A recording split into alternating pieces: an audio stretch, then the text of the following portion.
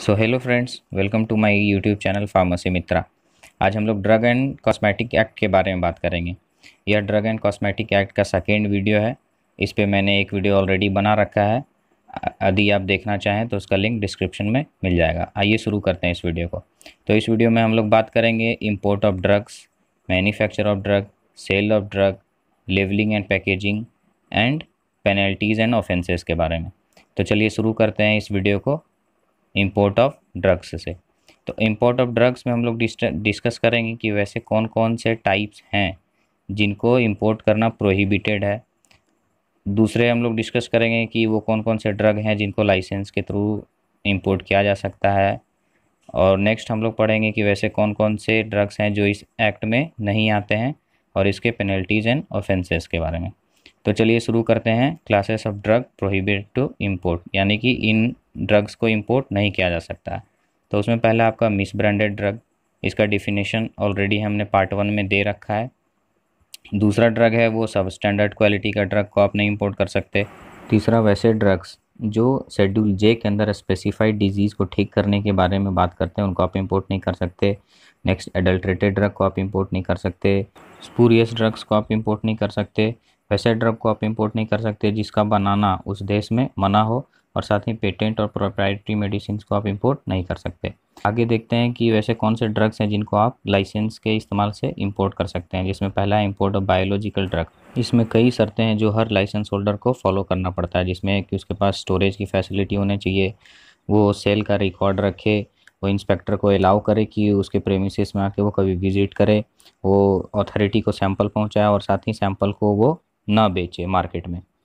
अगला है वो शेड्यूल एक्स ड्रग के इंपोर्ट के बारे में। तो इसमें लाइसेंसी को क्या कंडीशन फुलफ़िल करने होते हैं, उसमें उसके पास adequate storage facility, must reputable और एक्सपीरियंस्ड और इन ट्रेड और बिजनेस, और लाइसेंस बिफोर। यदि वह उसका पुराना लाइसेंस है तो वो बिना अपराध के कैंसिल नहीं किया जाएगा। नेक्स्ट टॉपिक इज़ वैसे ड्रग्स को इंपोर्ट करना जो एग्जामिनेशन या एनालिसिस के लिए आए हों। तो इसके लिए लाइसेंसी को फॉर्म 2 के अंदर फॉर्म भरना एसेंशियल होगा। जो ड्रग्स का इंपोर्ट करेगा उसके बारे में जानकारी और कहाँ इंपोर्ट करेगा ये दोनों जानकारी पहले देना होगा, और साथ ही उसके क्वांटिटीज़, नाम और मैन्युफैक्चर के बारे में रिकॉर्ड रखना होगा, और अपने फैक्ट्री या अपने इंडस्ट्री में इंस्पेक्टर को अलाउ करना होगा कि वो कभी भी आके विजिट कर सके। नेक्स्ट टॉपिक है पर्सनल यूज़ के लिए ड्रग्स का इंपोर्ट करना। तो इसमें जो शर्तें फॉलो करना होता है वो कि अप टू 100 डोज, मतलब 100 डोज तक आप किसी भी चीज़ को ला सकते हैं। इसके लिए आपको परमिटेड की परमिशन की ज़रूरत नहीं है, यह आपके लगेज का ही पार्ट होता है। और यदि आप 100 डोज से ज़्यादा लाना चाहते हैं तो आपको 12A और 12B के अंदर लाइसेंस लेना होगा। साथ ही आप जो ड्रग इंपोर्ट करेंगे वो पर्सनल यूज़ के लिए ही होना चाहिए, और यदि कस्टम कलेक्टर आपको इसके जांच के बारे में कहते हैं तो आप इसे जमा करा दें। नेक्स्ट टॉपिक है कि बिना लाइसेंस के आप किस किन ड्रगों को इंपोर्ट कर सकते हैं। तो जैसे मेडिसिनल पर्पस के यूज़ के लिए जाने वाले सब्सटेंसेस, या फिर शेड्यूल 1 के अंदर सब्सटेंसेस जो कि किसी भी मेडिसिनल यूज़ को मैन्युफैक्चर के लिए किए जाते हों, condense milk, powder milk, malt, lactose, oats, pre digested food, ginger वगैरह, ये सब को आप बिना लाइसेंस के कर सकते हैं। आइए बात करते हैं कॉस्मेटिक जिनका इंपोर्ट करना मना है, जिसमें मिस ब्रांडेड कॉस्मेटिक हो गए, स्पूरियस कॉस्मेटिक हो गए, हार्मफुल इंग्रेडिएंट्स जिसमें हो वैसे कॉस्मेटिक हो गए, स्टैंडर्ड क्वालिटी के जो नहीं हो वैसे कॉस्मेटिक हो गए, और वैसे कॉस्मेटिक जिसमें 2 पार्ट्स पर मिलियन आर्सेनिक, 20 पार्ट्स पर मिलियन लीड और 100 पार्ट्स पर मिलियन हेवी मेटल्स हैं, उनको इंपोर्ट करना प्रोहिबिटेड है। नेक्स्ट बात करते हैं हम लोग मैन्युफैक्चर ऑफ ड्रग्स की। इसमें हम लोग बात करेंगे prohibition of manufacture of drug other than schedule C और C1, manufacture those in schedule C and C1, manufacture of schedule X drug, loan licence, repackaging licence, और इसके ऑफेंसेस एंड पेनल्टीज़ के बारे में। शुरू करते हैं प्रोहिबिशन ऑफ मैन्युफैक्चर, यानी वैसे ड्रग्स जिनका मैन्युफैक्चर करना मना है। तो इसमें सब स्टैंडर्ड क्वालिटी के ड्रग और पेटेंट और प्रोप्राइटरी मेडिसिन्स, वैसे ड्रग जो शेड्यूल जे में हो, साथ ही जो ह्यूमन बींग्स के लिए रिस्की हो, जिन ड्रग्स का कोई थेराप्यूटिक वैल्यू ना हो, और जिन प्रिपरेशंस में साइक्लोमेट्स उपस्थित हों। साइक्लोमेट्स का मतलब सोडियम एंड कैल्शियम साल्ट्स होता है, तो उनको मैन्युफैक्चर करना प्रोहिबिटेड है। आगे बात करते हैं कि वैसे ड्रग्स का मैन्युफैक्चर करना जो कि शेड्यूल C और C1 में नहीं आते हैं। तो इसके लिए GMP यानी गुड मैन्युफैक्चरिंग प्रैक्टिसेस के अंदर आपकी फैक्ट्री डिज़ाइन होनी चाहिए, एडिक्वेट फैसिलिटी फॉर टेस्टिंग, और सेपरेट फ्रॉम मैन्युफैक्चरिंग, टेस्टिंग की फैसिलिटी अलग होनी चाहिए, स्टोरेज फैसिलिटी होनी चाहिए, रिकॉर्ड एटलीस्ट 2 साल का होने चाहिए, साथ ही डेट ऑफ एक्सपायरी से। नेक्स्ट, अथॉरिटी को सैंपल प्रोवाइड करना होता है, डाटा स्टेबिलिटी को मेंटेन करना होता है, इंस्पेक्शन बुक को मेंटेन करना होता है और हर बैच से सैंपल निकाल के रेफरेंस में देना पड़ता है। अब बात करते हैं कि शेड्यूल सी और C1 यानी कि बायोलॉजिकल ड्रग्स के मैन्युफैक्चर के बारे में। तो इसके लिए आप जो कंटेनर्स इस्तेमाल करेंगे वो पहले से ही स्टेरिलाइज होना चाहिए और कंटेनर्स का डिज़ाइन शेड्यूल F से होना चाहिए। शेड्यूल F के बारे में आप हमारे पार्ट 1 को देख सकते हैं। और साथ ही सेरा इंसुलिन पिट्यूटरी हार्मोन्स का टेस्ट होना चाहिए related to aerobic non aerobic, serum की टॉक्सिसिटी टेस्ट होनी चाहिए। जितने भी इंजेक्शन्स हैं या वो 10 ml के या उससे ज़्यादा में हो उनकी पैरोजेन की टेस्टिंग होनी चाहिए और कल्चर और मैनिपुलेशन के लिए अलग लेबोरेटरी होना चाहिए। साथ ही स्टेरिलिटी को हमेशा मेंटेन किया जाए। अब बात करते हैं कि शेड्यूल एक्स ड्रग के मैन्युफैक्चर के बारे में यानी नारकोटिक एंड साइकोट्रोपिक सब्सटेंसेस की। इसका पहला शर्त है कि जितने भी तरह के लेन देन होते हैं सभी को 5 साल के लिए रिकॉर्ड रखना होता है।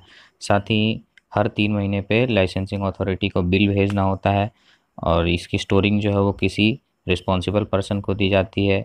इसके जितने भी प्रिपरेशन होते हैं उसमें XRX का लेबल होना चाहिए। साथ ही 100 यूनिट डोज के टैबलेट, 300 ml ओरल लिक्विड और इंजेक्शन्स 5 ml, इससे ज़्यादा की पैकेजिंग नहीं होनी चाहिए। आइए देखते हैं लोन लाइसेंस के बारे में। अगर कोई व्यक्ति जिसके पास अपना फैक्ट्री नहीं हो लेकिन वो मैन्युफैक्चरिंग करना चाहता है तो वो दूसरे के लाइसेंस का इस्तेमाल कर सकता है। इसी लाइसेंस को हम लोग लोन लाइसेंस कहते हैं। अब ये 2 प्रकार का होता है, पहला C1 और X ड्रग के लिए और दूसरा C और C1 के लिए। आगे बात करते हैं हम लोग रीपैकेजिंग लाइसेंस के बारे में। तो रीपैकेजिंग लाइसेंस का मतलब क्या होता है कि अगर कोई ड्रग, जैसे कि यदि कोई 10 लीटर का ड्रग हो तो उसको हम बाद में छोटा करके 1 लीटर के पैकेट में कर दें, यानी कि उसको ओरिजिनल पैकेज से खोल के छोटे छोटे पैकेट्स में कर देना, वही होता है रीपैकेजिंग लाइसेंस। तो ये schedule C1 and X drugs के लिए अप्लाई किया जा सकता है। अगला टॉपिक है मैन्युफैक्चर ऑफ कॉस्मेटिक्स का। तो निम्न क्लास के जो कॉस्मेटिक है उनका मैन्युफैक्चर करना मना है, जिसमें मिस ब्रांडेड कॉस्मेटिक और सब स्टैंडर्ड क्वालिटी के कॉस्मेटिक आते हैं। साथ ही कॉस्मेटिक्स जिनमें हेक्साक्लोरोपीन और मरकरी कंपाउंड्स हों। साथ ही वैसे कॉस्मेटिक्स जिनमें 2 ppm आर्सेनिक, 2 ppm लीड और 100 ppm हैवी मेटल्स हों। और वैसे आई प्रिपरेशंस जिसमें कोल टार कलर हो उनको मैन्युफैक्चर करना मना है। आगे बात करेंगे हम लोग सेल ऑफ ड्रग्स की। इसमें वैसे कौन से क्लास हैं जिनको बेचना मना है, साथ ही होलसेल ऑफ बायोलॉजिकल ड्रग्स और wholesale of drug other then C1 and X। तो चलिए शुरू करते हैं, वैसे कौन से क्लास हैं जिनको बेचना प्रोहिबिटेड है। तो miss branded drug, spurious drug, adulterated और सब स्टैंडर्ड क्वालिटी के ड्रग्स को बेचना मना है। पेटेंट और प्रोप्राइटरी ड्रग्स को बेचना मना है। शेड्यूल J के ड्रग्स को बेचना मना है। एक्सपायर्ड ड्रग्स को बेचना मना है। वैसे ड्रग्स जिनका इस्तेमाल सरकार या कोई आर्म फोर्स करती है उनका बेचना मना है और फिजिशियन सैंपल का बेचना मना है। Next is wholesale of biological drug. इसमें जो क्लिनिक होगा उसका 10 मीटर स्क्वायर का एरिया होना चाहिए जिसमें प्रॉपर स्टोरेज फैसिलिटी हो। साथ ही दवा सिर्फ रिटेलर, जिसके पास रिटेलर का लाइसेंस हो उसी को देना चाहिए। क्लिनिक जो है वो रजिस्टर्ड फार्मासिस्ट के चार्ज में होना चाहिए। परचेज और सेल का रिकॉर्ड मिनिमम 3 साल के लिए रखा जाना चाहिए और लाइसेंस जो है क्लिनिक के बाहर में डिस्प्ले होना चाहिए। Next is wholesale of drug other then C1 and X। तो इसके कंडीशन और C के बायोलॉजिकल ड्रग के कंडीशन सारे मिलते हैं, लेकिन सिर्फ जो कंपाउंडिंग हो वो क्वालिफाइड पर्सन के द्वारा होना चाहिए। चलिए आगे बढ़ते हैं और बात करते हैं हम लोग लेवलिंग एंड पैकेजिंग के बारे में। तो जितने भी ड्रग्स और कॉस्मेटिक हैं उनकी लेवलिंग और पैकेजिंग एक्ट में दिए गए प्रोविज़न के अनुसार ही होनी चाहिए। मूविंग नेक्स्ट, बात करते हैं हम लोग पेनल्टीज एंड ऑफेंसेस की। तो सबसे पहले बात करेंगे penalties and offences related to manufacture. तो यदि आप स्पूरियस ड्रग का मैन्युफैक्चर करते हैं तो 1 से 3 साल की सज़ा, 5,000 का फ़ाइन।